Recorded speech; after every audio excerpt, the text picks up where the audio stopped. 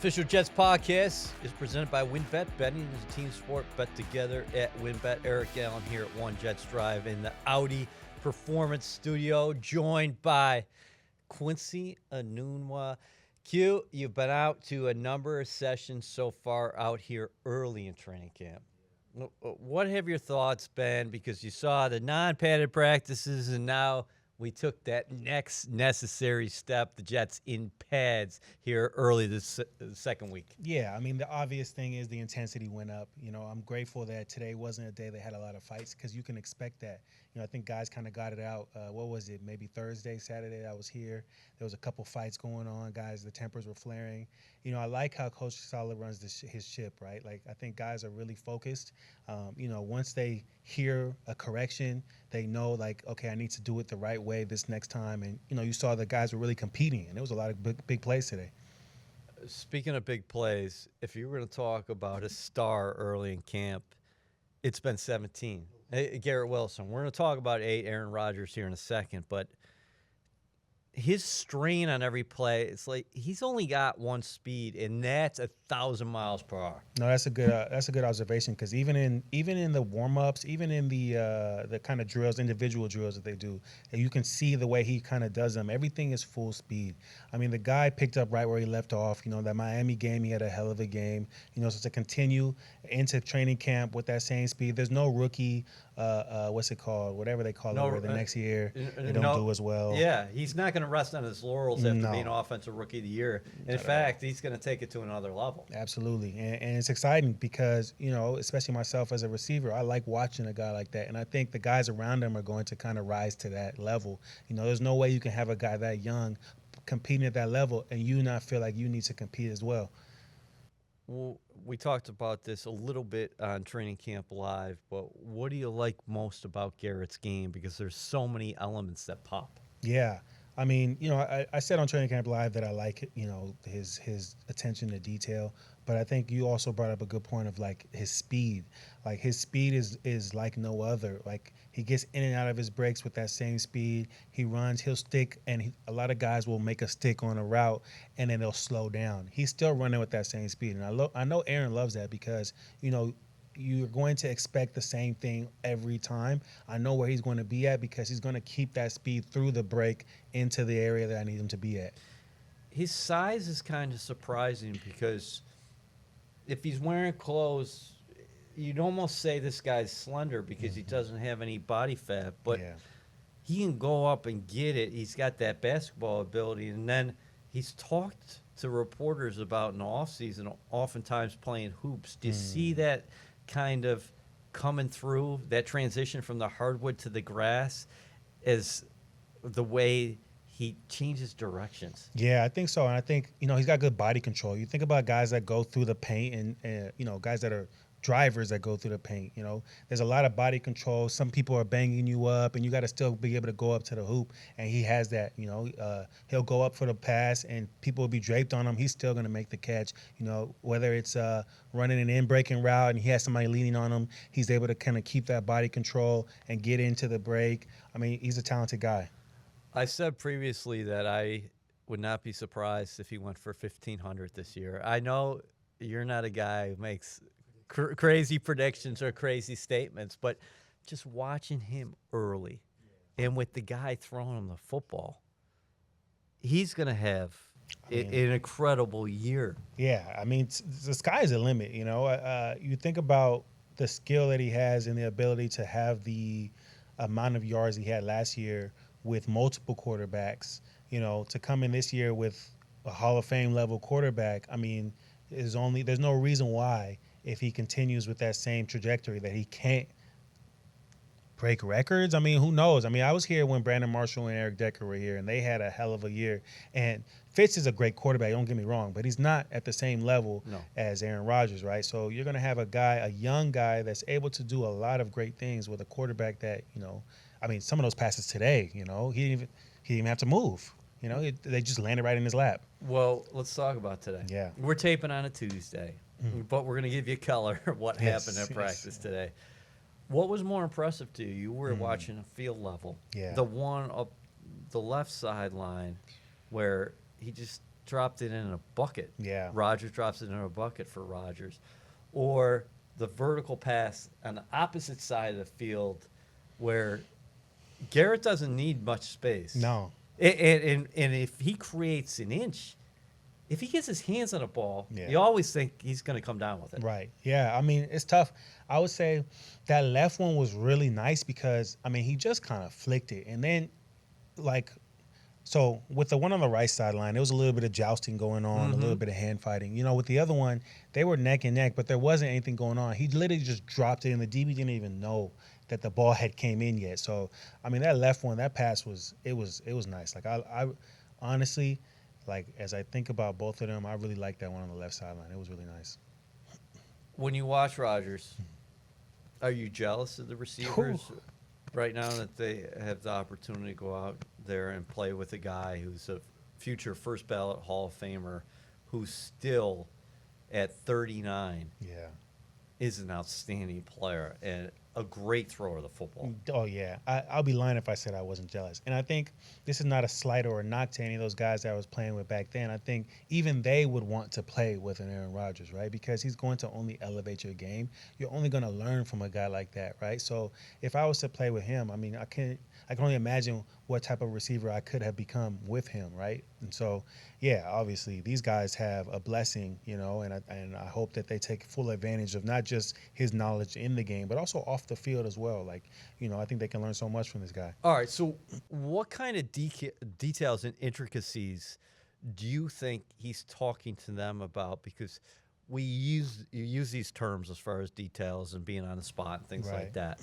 You've been in the meeting rooms before. You've been on the practice field.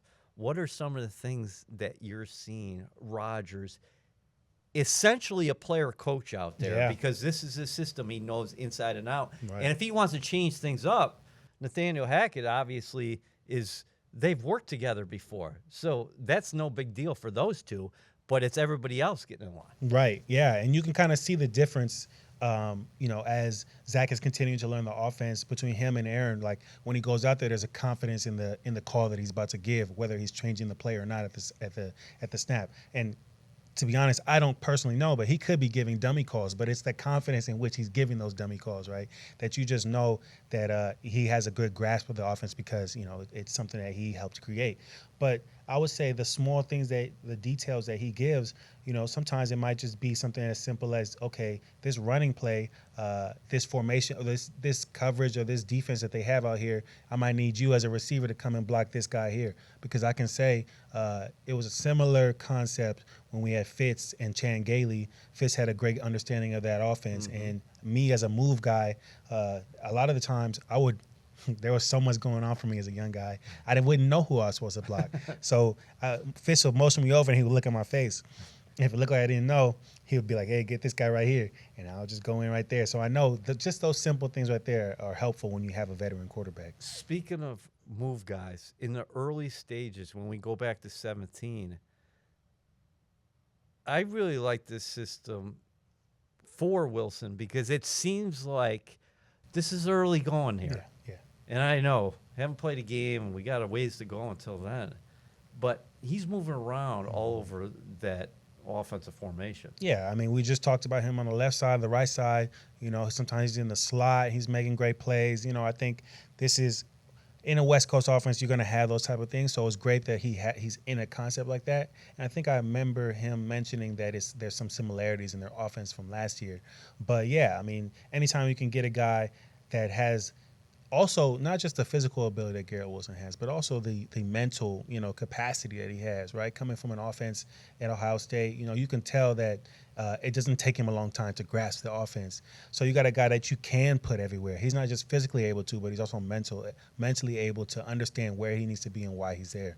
Can you talk about Rodgers' arm talent? Because you're a guy who used to get paid catching the football, Right. but just the different angles he uses, his strength down the field, and how quickly that ball can get there. He seemingly can do whatever he wants. Yeah. No, everything just looks easy. You know, he kind of just flicks it and it lands exactly in the spot that needs to be. 25 yards down the field, effortless, and it falls right into the bucket. And that's not an easy thing to do. I think people see guys like him do it and just assume that it's so easy. But, I mean, there's a very small margin of error right there for you to either put it outside, too far outside where your guy is catching you on the sideline, or you put it inside and the DB now has an opportunity to get it. And we saw that the other day where Sauce knocked it down. Right. But now today he had another opportunity with that same type of pass and he dropped it right in the bucket. So, you know, the guy is just, you know, not only is he so talented, but he's also able to learn from the past mistakes and, you know, and within a day and, you know, make those plays again. Sauce Gardner came up with the first interception at camp, which clearly somebody wasn't executing their route where they were supposed to be. And you could see that in the field. And that's got to be expected here in camp, and you're hoping those things take place more in the summer than they do in September or beyond. Right. I mean, this is the time for that. I mean, you know, we're in such a great environment where we're allowed to watch practice, but people have to understand that it is practice. This is an opportunity for us to make those mistakes as players, right? So it's hard as anybody watching outside of this, you know, inside this facility to see those plays and be like, oh man, this, you know, you start making up narratives. But ultimately, one, this is the very beginning of training camp. And two, you know, this is practice. You know, these are your opportunities to do that. So once the season comes, you've already made those mistakes. Yeah, credit Sauce on the interception, no doubt about that. And he's going to have a big year. Yeah. But with that being said, I don't put that interception on Rodgers because you know somebody wasn't in the spot. You could see that. Right. There's all types of different things going on, you know, so you can never really, but I'm sure even Aaron is willing to take that, you know, as a leader and say, you know, maybe I could have done something different. You know, it's always, mistakes are going to happen. Q, how important is what he's going to do for the offense, keeping everything on schedule? Because some things, the splash plays are going to be there. He's Aaron Rodgers, and we've seen that early in camp, and that's going to happen during the year. But can you talk about how important it is, whether it's dumping the ball to the backs or maybe hitting the tight end on a hot read, keeping everything on schedule so you're not in third and long, so you're dictating, because we've seen that early in camp as well, where not a lot of those highlights are going out as far as those 5-yard plays, but those 5-yard plays are important. Absolutely. And I want to take it back to another basketball reference, like Luka Doncic. They talk about the reason why he's so good is because he makes everybody else play at his speed. And I think that's the same thing with Aaron Rodgers is you have to play at Aaron Rodgers' speed because he might go for quick tempo or he might slow it down, you know, and I think that's one of the things that make him so great. And so, you know, the rest of the guys are obviously going to be able to stay on schedule because you have a guy that creates the schedule, you know, whereas a lot of times you're kind of just going with what the defense gives you. Aaron Rodgers is making the defense take what he gives them, you know. Is the quick tempo in camp something that they go over in the morning, or essentially that's just part of the system, and maybe you have a different call each day out there? How does that work? That's a good question. So when we were doing it, a lot of times we would have this stuff built in, like, okay, you know, we would have periods or meetings where we would talk about that kind of stuff. But with a guy like this that, you know, he basically specializes in it, I'm wondering how they kind of get that going. I mean, I wouldn't be surprised if every day there's a meeting about that kind of stuff. Like, this is what I want to get, this is what I want to work on today, you know, because you already have the scripted play. So it could be possible that, you know, Aaron is looking at what the next play is so that he can say, hey, this next one, we're going to do this play, quick tempo, hurry up. And it's great tests and essentially quizzes for those guys out there, because Aaron's like, okay, that play's completed. Now we're going quick. Right. And you've seen him beat the defense or take advantage of the defense because they're thinking, well, these guys are just going to go back and huddle up and whatever. And he's numerous times here early in camp, he's went to the quick out. Yeah. And it's not just, it's not only good for the offense, it's also good for the defense to keep them on their toes, you know, because those guys are going to face quarterbacks that will also do the same thing to them. So if they can be prepared in those situations, the coaches are good, the defensive players are good, you know, it's only going to make the team better. All right, what do you make of the revamped wide receiver room? Because you got Garrett over here, he's your headliner. That's tucked away. Alan Lazard comes over from Green Bay, 6'5", 227 pounds. Randall Cobb signed an offseason. He's on the PUP to start camp. McCole Hardman, awfully excited to be here, used as a gadget guy, special teams guy in Kansas City. He thinks he's going to have more opportunities. He's got a diversified skill set. There's no doubt about that. Corey Davis talked to the media. You were out there yesterday. Maybe some uncertainty there for him in the offseason, but he is here. A young rookie, Jason Brownlee, I heard about him making some splashes. Yeah, had a nice spring. What do you make of the revamped wide receiver room around Wilson? Yeah, I mean, it's a lot of talent. And while you were talking about McCole Hardman, it brought me back. I like that he took the approach that he still wants to be able to do those gadgets because he knows he's so good at them. Yeah. You know, I think back to when I was playing and we had a new coordinator. All I thought about was not doing those things, but you know, it would have been wiser to accept those things because that's what helped me become the player I was. So I like the approach he's taking. You know, he's not running away from that. He knows that that's what he's really good at. He also wants to add things and knows that if he has an opportunity, he can then showcase those skills that he has. But surrounding Garrett Wilson, I mean, you've got guys that can do all types of different things, right? Garrett Wilson is a unicorn. You know, you're not going to find another guy like him in the room.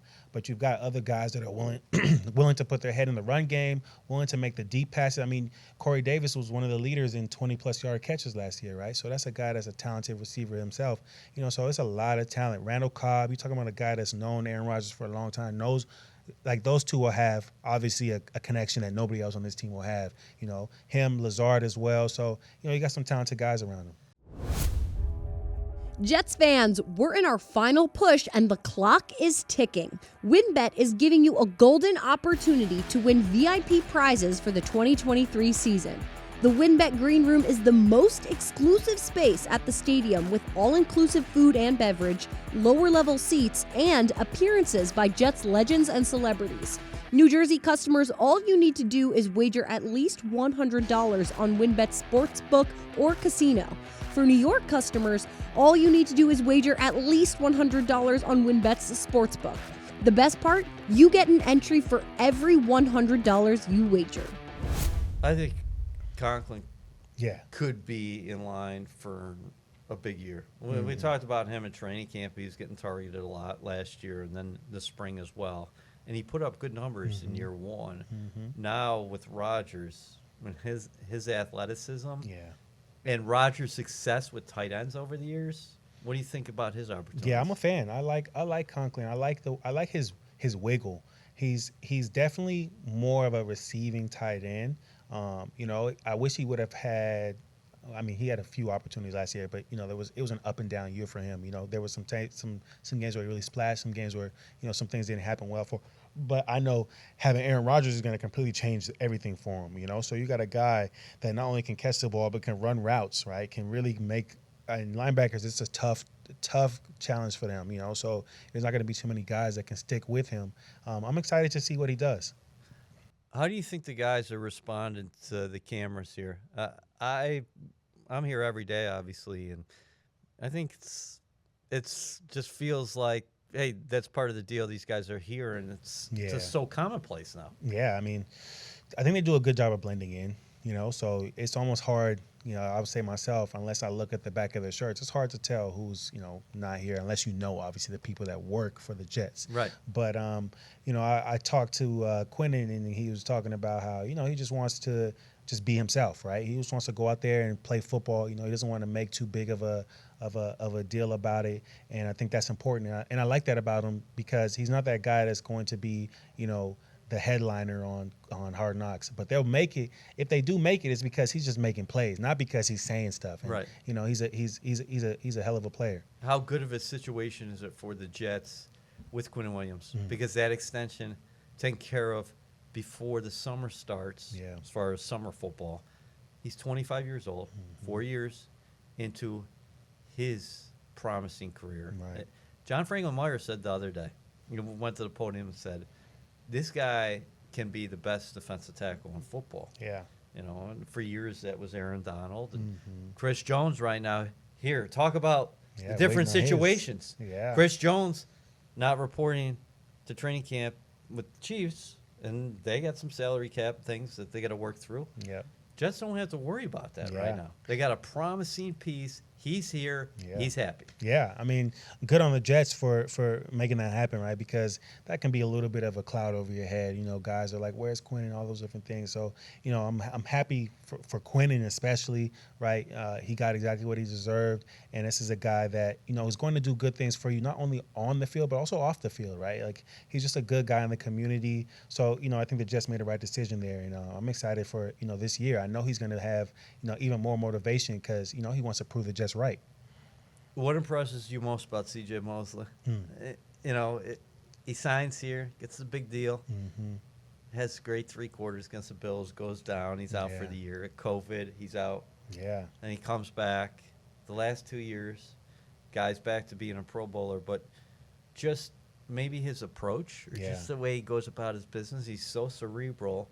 And he's not a, hey, look at me guy. Right. He's so consistent in the middle. He's the quarterback of that whole defense. Right. Yeah, I mean, what a hell of a player, right? To miss 2 years and to come in as strong, come back as strong as he has. I mean, that guy's a beast. I was talking to Baldy, actually, and Baldy was saying he talked to CJ and just talked about how, one thing, before I say that, one thing I remember about Luke Kuechly when he used to play was that he always knew route recognition. That's one thing that you always knew about him, is that he could drop back and know exactly where the route was behind him and get to that spot.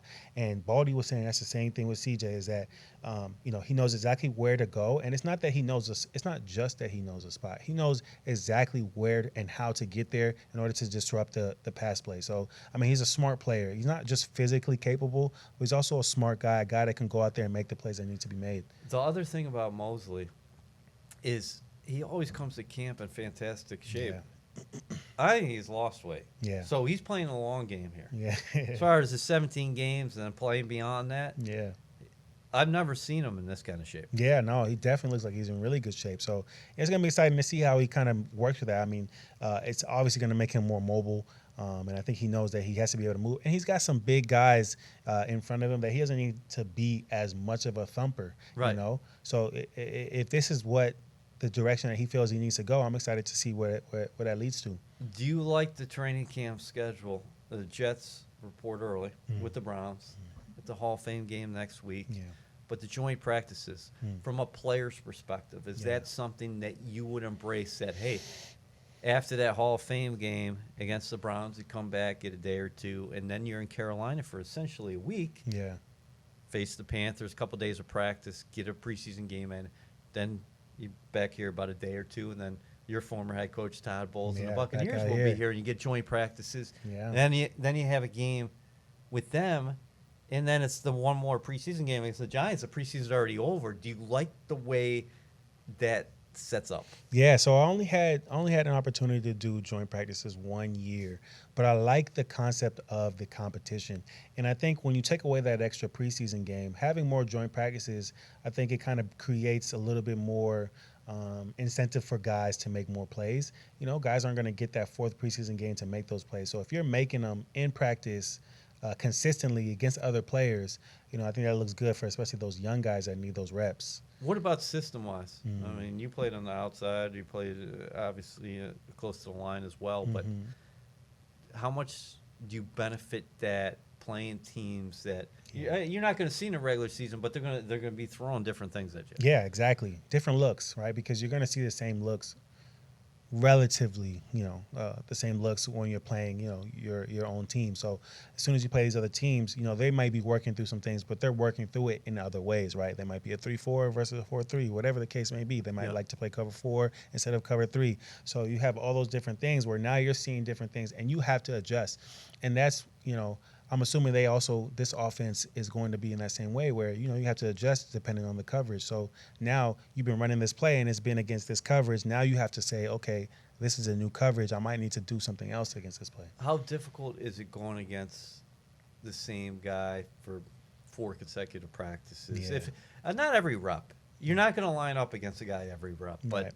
just the same similar cadence or tempo, I should say. It starts to wear on you, definitely. Yeah? I mean, but it's also like a chess match, right? Because you only have so many plays to run. So I think at times, like I'll say from the mind of a receiver, sometimes you might want to, it's a run play, but he doesn't know it's a run play. So I might work on a certain release so that later on I know, okay, this one might work, or maybe this won't work, and keep wearing on the guy, keep thinking about, okay, how can I kind of make sure that I'm getting this rep one later on? Like it's all mind games when you're out there, especially when it's not actually live. Like, okay, I have to figure out how can I beat this guy, it's because I say personally, I was a guy that kind of made my bread from the ball in my hands. So, when it becomes I have to run routes, okay, I love having more opportunities because it gives me more chances to try to perfect the craft. You mentioned Wilson before.